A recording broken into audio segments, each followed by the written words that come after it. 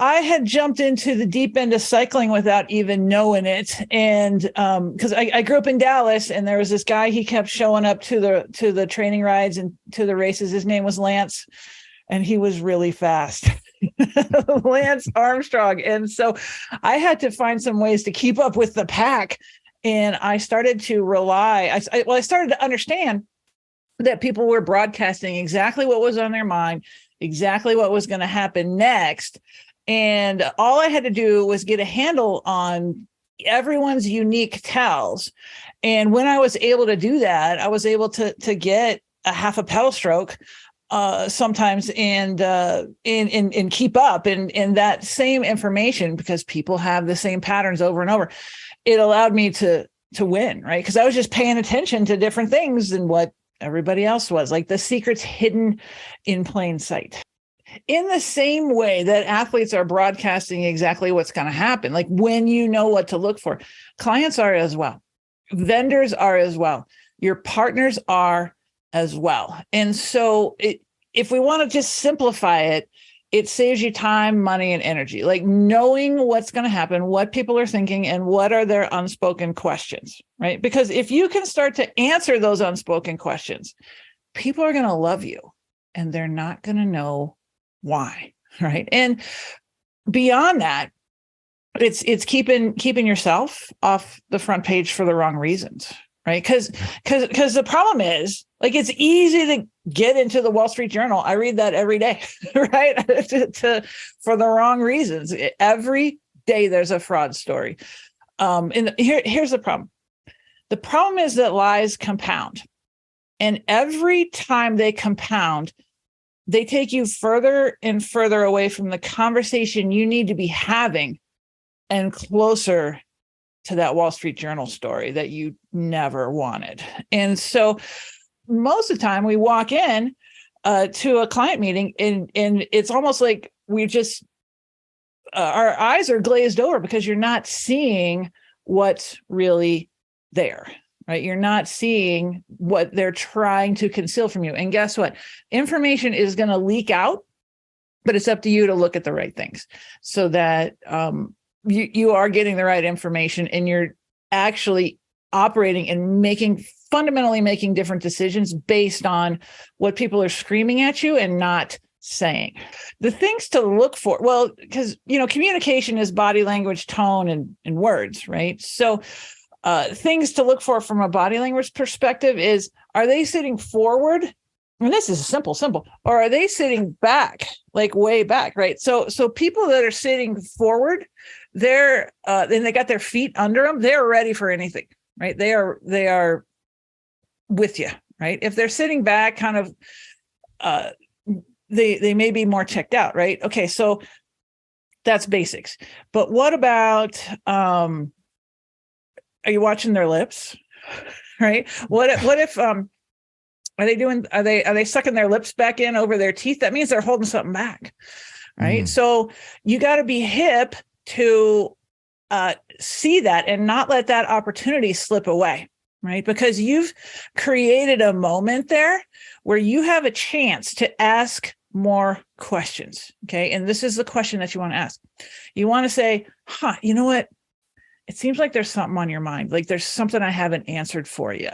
Why don't you let me know what it is, right? And ask that question like you expect an answer, and then be quiet. Be quiet. And it is uncomfortable, right? And you've got to be more comfortable being uncomfortable than they are. And when you do that, what you're doing is you're creating a cognitive load for them, right? And it can actually be really painful for them to keep their thoughts and their answer in, right? And you're going to be shocked at what comes out. And what comes out may come out of left field. You may never expect what they're going to say, right? Because they're worried about how their kids are going to feel about the inheritance on this level, right? It could be anything like that. And so you have to be ready to answer those kind of questions, because you've created that moment where you can actually pull out what's in their mind that they're not saying. So that's just a little one right there. Other things that you need to pick up on are, okay, are they telling you about all their assets? Right? Because you can make some very different decisions when you have the full amount of like really knowing what you're dealing with. Because some clients, they're like, oh, we're going to have a financial advisor, we're going to tell them about half of what we have, right? Or maybe they have 2 financial advisors. You ever run into anything like that? Like, I hear about that kind of thing or that kind of stuff. And so you have to be able to watch for and you could just flat out ask, right? Am I the only person you're working with? And again, be quiet after you're done, because we're in sales, right? We're all in sales, and you think you need to sell, like you sell and talk. And every financial advisor I know is gregarious and outgoing, and most of them are the kind of person like you kind of want to hang around with, right? And you have to put that on the back burner for a little bit and listen and watch really closely. Like, does their blink rate change? Do their like people's eyes will dilate, their pupils will dilate when they see something they like, right? And they'll get smaller when they see something they don't like, right? Can you raise your sensory acuity that much to pay attention to things like that? Like, notice for these tiny, tiny, small, unconscious changes, and then start to shape your questions. Like, notice what's going on. Notice the exact comment, the exact sentence that's being said at that moment, and the shifts that occur as a result. And then get off your list of pre-prepared questions and take the conversation where they need it to go, because that's going to start to change everything you do for them and in the way that you handle, because you know what's important to them. And it may not be important to any other client that you have, because there's this whole phenomenon of understanding who is the unconscious leader of the group, right? Because it could be a whole family you're with, is more likely a husband and wife, right? So notice whose legs are crossed towards whom. Okay. So let's say the wife's legs. So we tend to, we don't have very good control over our feet. Okay. They're the furthest from our brain. And so the feet are very telling. They'll leak out where your attention is. They'll leak out if you want to get out of there. They'll leak out who is the most important in the room. And so watch whose feet are crossed towards whom. Okay. So that's one key. Now, the unconscious leader may not be the biggest earner. They may not be the most outspoken, right? But it's kind of like, did you ever watch that big, Your Big Fat Greek Wedding? Right. Yeah, right. So, sure. So one is the head and one is the neck. Okay. You got to pay attention to the neck and they may be a little more subdued. Okay. Because they're the ones pulling the strings behind the curtain. So where is their foot crossed? Who looks at who, right? Whom, I believe, for confirmation. It can be a confirmation look. It can be a confirmation glance. Okay. And what they're doing is trying to see, okay, what is this other person thinking, right? Because they are concerned about that opinion. Okay. So what you got to do as an advisor is start talking to that person who is being unconsciously asked for their opinion, right? Without saying a word. That's the key is figure out, like, an easier way to put it, who's really in charge. Who's really in charge? Because that person's opinion, that person's questions, that person's signs that they're giving off may not be anything that you think is important, but that can be your biggest fatal mistake, because it can be the most important decision or the most important opinion in the room. So in this works it doesn't matter if it's someone in your office, it doesn't matter if it's a client, potential client. Just know that for American people, right, this means yes. And this means no. Okay. So you want, you know where I'm going. You want to understand that the body can't lie. Words can lie, the body can't lie. So if I said, Bill, I love that shirt. Like, what are you? What? Yeah, Traci, I love your shirt too. I can tell you do. I can tell you do. Or, Bill, you could ask me anything. I'm an open book. Right. Yeah, So you see how the words and the body language don't match, right? Mm-hmm. Or that proposal, love it. Love it. You know what? We are making a decision at the end of the week. So they're not shaking their head because they were just so amazed at how great it is. If their head is moving this way, well, okay, there's a little gray area in there. So hopefully you've asked a very specific question, okay? Because we accent things with our head all the time. So try this, you just reformat your questions to ask them so they're a direct yes or no question, right? Like, so Bill, do you think it would be reasonable for you to make a decision on this by the end of the week? Yeah. You see how that works, right? Or, Bill Clinton did this to all of us. I did not have sexual relations with that woman, right there, right in front of all of us. Now, here's the rub on all of this. Everything we're talking about. People go, well, how long do I need to do this for? There's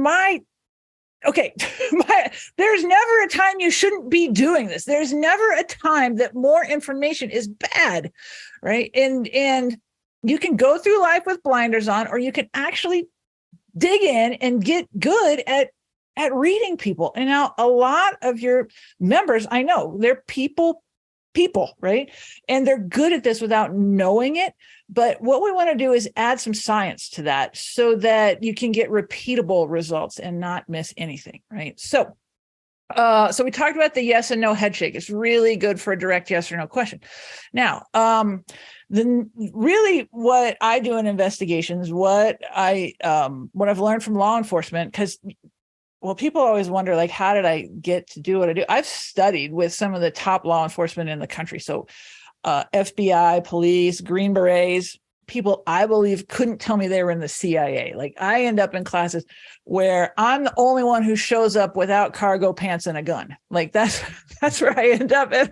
And like, I don't know if I'm in the safest class or the most dangerous class. Like, I don't know, but I could have brought a gun if they had told me. Right. So anyway, here's what we do is that you got to get someone's baseline. Okay. And this is the normal way that they behave. And when they deviate from that way that they behave and they're doing something different, they're answering questions in a different manner, their body language is different. Maybe they get fidgety, or maybe they go still. Maybe they're talking with their hands and then they stop talking with their hands. Maybe they hide their hands. They could hide their hands under the table. They could put them behind them. We show our hands when we're telling our truth. It could be the truth, but it's probably it's their truth, right? Sometimes those overlap. And so look, are they showing you their hands or not? Is their pacing different? Do they start to talk a lot faster? Do they have more gaps between their words? Do they get louder? Do they get softer? Does their tone change from maybe really crisp to all of a sudden sort of raspy, right? So all these things can start to shift. And when they do around a certain topic, right? Because really what we're looking for is between 2 to 5 tells, like for deception, between 2 to 5 little hot spots in a period of about 7 seconds. So that's like a sentence or two. All of a sudden, that's when your little spidey sense needs to go up and go, wait a minute, there's something not right here. I'm not getting all the information. And it's not that people would come in and necessarily plan on telling you a lie. Okay. But they may get in a pinch, like with things like financial infidelity, right? Or spending that they're not proud of, right? A credit card balance that makes them seem irresponsible, right? There's a million things like that. And so those are the things that you got to pull out so you can do your job, right? To maximize what you can get for these folks, right? But also, retain your clients as well, because you need to know, like, with everything going on these days, are they out the door, right? You got to fight to keep them sometimes, right? And maybe change your plan for them and get those questions that that they have answered appropriately so that they are fully satisfied, right? And trust you moving forward. Because what happens is when we get unfocused, right? And it's everyone does it. And if I ask you a question directly, if I say, did you bring all your financial documents? My eye is probably going to go down to the pile of papers in your lap, right? Or wherever you have your things. You want to keep your eye on them, right? Keep your eye on them and get that answer, right? And it seems like a small thing to do. However, that's where all the information is, right? And so this is why if you have, and this is just an idea, right? If you have an assistant, have them in there taking notes. Keep your eye on the client, right? So that you don't have to look down, right? And you see, like, for example, figure skating judges do this, right? They don't look down. They're always looking at what goes on, or they get good at writing without looking, because you are going to have to take some notes, or